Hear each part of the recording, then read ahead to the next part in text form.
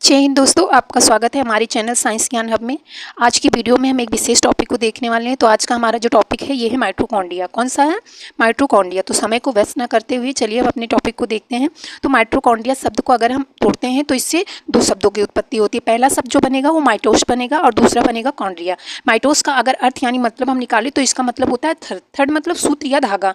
कॉन्ड्रिया का मतलब ग्रेन्यूल्स होता है यानी कण। ग्रेन्यूल्स मतलब कण होता है यानी एक ऐसी संरचना जो धागों और जिसमें कण हो, ठीक है, ऐसी संरचना होती है। अगर देखिए, अगर हम शब्दों को तोड़ के इस प्रकार से अर्थ समझते हैं तो हमको उस टॉपिक को समझने में बहुत आसानी होती है।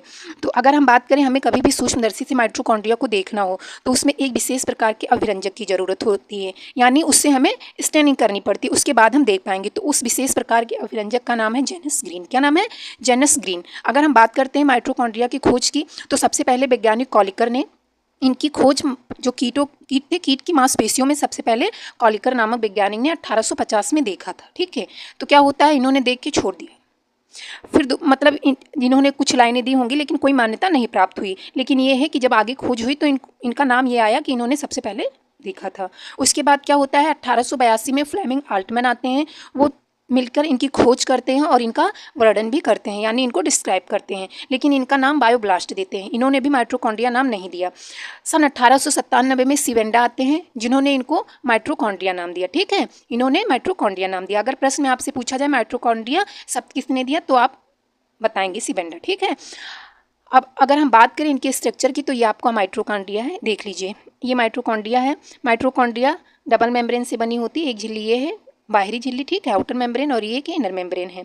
अब जो बाहरी है ये क्या करती है, एक सीमा बनाती है, ठीक है, बाहर की सीमा बनाती है। ये एकदम प्लेन बनी हुई है, ठीक है, ये एक आकार, अगर बात करें तो एक एक आकार देती है। उसके बाद जो अंदर की झिल्ली होती है एक उंगली जैसी संरचना बनाती है, ठीक है। ये जो जैसी उंगली जैसी संरचना बनी है इसको हम क्रिस्टी बोलते हैं। क्या बोलते हैं? क्रिस्टी बोलते हैं। और जो ये अंदर की जो मेम्ब्रेन है इसमें एक विशेष प्रकार का एंजाइम पाया जाता है, सिंथेटेज एंजाइम बोलते हैं, ठीक है। और जो इसमें लिक्विड है उसको हम मैट्रिक्स बोलते हैं। अंदर इसके क्या भरा है? मैट्रिक्स भरा है। और जो ये आपको ये संरचना उंगली नुमा ये संरचना क्रिस्टी पे लगी हुई है इसको हम ऑक्सीसोम भी बोलते हैं, FO या F1 पार्टिकल बोलते हैं, ठीक है। इस पर क्या होता है? ऑक्सीडेटिव फॉस्फोरिलेशन होता है। ये सब जब आपको रेस्पिरेशन पढ़ाया जाएगा तो उसमें ये चीज़ें बताई जाएगी प्रॉपर केमिकली, ठीक है। ये आप इसके हमें आपने इसके स्ट्रक्चर को समझ लिया, ठीक है। क्या है? डबल मेम्ब्रेन है, बाहरी झिल्ली इसको घेर के रखी है, अंदर की उंगली नुमा संरचना बना रही है जिसको हम क्रिस्टी बोलते हैं, ठीक है। इसमें छोटे छोटे पार्टिकल लगे हैं, F1 पार्टिकल बोलते हैं। इसके अंदर क्या भरा हुआ है? मैट्रिक्स भरा हुआ है। इसमें DNA भी पाया जाता है, लेकिन कैसा DNA होता है? सिंगल और सर्कुलर यानी वृत्ताकार DNA होता है। इसमें RNA भी होता है, ठीक है, इसमें RNA भी पाया जाता है इसमें, और आपका राइबोसोम्स भी पाया जाता है, ठीक है। तो इस प्रकार इसकी संरचना हो गई। अगर हम बात करें माइटोकॉन्ड्रिया की संख्या तो माइटोकॉन्ड्रिया की संख्या कोशिका के कार्य की यानी कार्य करने की क्षमता यानी सक्रियता पर निर्भर करती है। जैसे हमारे शरीर का कोई ऑर्गन बहुत ज़्यादा काम करने की ज़रूरत होती है, जैसे हमारा दिल है वो हमेशा काम करता है, ठीक है। कोई शरीर का पार्ट है जो ज़्यादा एक्टिव नहीं, यानी हर समय उसको काम करने की ज़रूरत नहीं होती है, जब हम करते हैं तभी। तो इस प्रकार से माइटोकॉन्ड्रिया की संख्या होती है। कुछ जीव होते हैं जो ज़्यादा जिनको कार्य करने की ज़रूरत होती है, तो इस प्रकार से माइटोकॉन्ड्रिया की संख्या जो है ये कार्य की सक्रियता पर निर्भर करता है इनकी संख्या।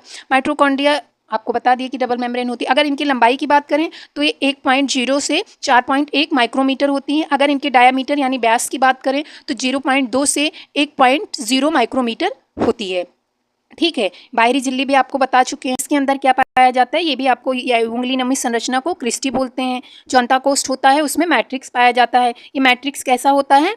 होमोजीनियस सब्सटेंस होते हैं। कैसे होते हैं ये भी प्रश्न पूछा जा सकता है कि मैट्रिक्स होमोजीनियस होते हैं, ठीक है, या हेट्रो जैसे सामांगी या असामांगी होते हैं। तो कैसे होते हैं? सामांगी होते हैं। कैसे पदार्थ होते हैं? ये सामांगी पदार्थ होते हैं। ध्यान रखिएगा। DNA कैसा होता है? सिंगल और सर्कुलर, वो वृत्ताकार बोलेंगे, वृत्ताकार या गोलाकार होते हैं। कुछ RNA पाए जाते हैं जो इसमें राइबोसोम्स पाए जाते हैं वो 70 इस प्रकार के होते हैं, ठीक है। इसके अगले टॉपिक में मैं राइबोसोम्स बनाऊंगी कि राइबोसोम्स दो होते हैं, 81 और 70, ठीक है। तो इसमें कौन से राइबोसोम्स पाए जाते हैं? 70 इस प्रकार के राइबोसोम्स पाए जाते हैं। और अगर जो माइटोकॉन्ड्रिया की झिल्ली होती है इसमें भी एक विशेष प्रकार के एंजाइम पाए जाते हैं जो इनके कार्य में सहायता करते हैं। क्रिस्टी होती है तो क्रिस्टी अंदर की उंगली नमी संरचना है तो ये इसके क्षेत्र को बढ़ाकर रखती है, क्योंकि वो उंगली नामक संरचना जैसे बनी हुई है, तो बढ़ाकर रखें। और उसके अंदर जो F1 पार्टिकल आपको बताया गया था वो एक दूसरे से 100 एंगस्ट्रॉन के अंतर पे स्थित होते हैं। किसने? 100, ठीक है। और F1 को बताया गया कि F1 पार्टिकल या ऑक्सोसोम कहते हैं। तो हम बात करते हैं माइटोकॉन्ड्रिया के कार्य की, इनका काम क्या होता है। तो जो माइटोकॉन्ड्रिया होता है इसमें क्या होता है, एटीपी सिंथेटेज एंजाइम पाए जाते हैं। तो एटीपी सिंथेटेज एंजाइम का काम क्या होता है, ऑक्सीकरणीय फास्फेटीकरण यानी ऑक्सीडेटिव फॉस्फोरिलेशन होता है। क्या होता है? Oxidative phosphorylation. इसके अंतर्गत ये क्या करती हैं, एटीपी के रूप में ऊर्जा को संचित करती हैं, एटीपी के रूप में ऊर्जा संचित करती हैं। तो इनका काम क्या हो गया, ऑक्सीडेटिव फॉस्फोरिलेशन है, एटीपी के रूप में ऊर्जा संचित करती हैं। इनके अंदर जो F1 पार्टिकल थे, ठीक है, इसमें क्या होता है, इलेक्ट्रॉन अभिगमन श्रृंखला ETC, इलेक्ट्रॉन ट्रांसफर चैन पाए जाते हैं। इसमें ही माइटोकॉन्ड्रिया के अंदर ही क्या पाया जाता है, साइट्रिक साइकिल, TCA साइकिल या क्रेब्स चक्र। ये प्रश्न में पूछा जा सकता है और इस टॉपिक को भी आपको पढ़ाया जाएगा कि TCA साइकिल या क्रेब्स साइकिल कैसे, ये केमिकली फार्मूले पे होगा, ठीक है, वो आपको बताया जाएगा। ये कहाँ पर चलता है, माइटोकॉन्ड्रिया के मैट्रिक्स में। TCA साइकिल एक ही नाम है, TCA साइकिल बोलेंगे या साइट्रिक अम्ल साइकिल बोलेंगे या क्रेब्स चक्र। तो ये कहाँ पर होता है, माइटोकॉन्ड्रिया के मैट्रिक्स में होता है।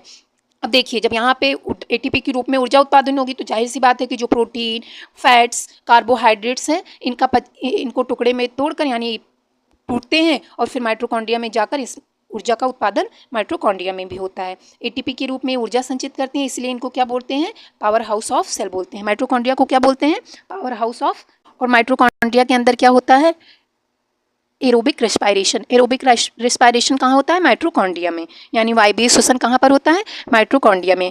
एक इंपॉर्टेंट बात है ये है कि जो माइटोकॉन्ड्रिया का जीवन काल होता है ये बहुत कम होता है, ठीक है, इनका जीवन काल बहुत कम होता है। तो ये क्या करती हैं, ये विखंडन द्वारा खुद ही विभाजित होकर नए माइटोकॉन्ड्रिया बनाती रहती हैं, ठीक है। चलिए, ये हमारी वीडियो थी माइटोकॉन्ड्रिया से। आप चलिए, आपको नीचे डिस्क्रिप्शन में भी लिंक दिया जाएगा अगली वीडियो का, उसमें हम इससे बनने वाले प्रश्नों को सॉल्व करेंगे। वीडियो अच्छी लगी है तो लाइक ज़रूर करिए, दोस्तों के बीच शेयर करिए उन तक जानकारी पहुंचाने के लिए, और हमारे चैनल को सब्सक्राइब करना बिल्कुल मत भूलिए। धन्यवाद।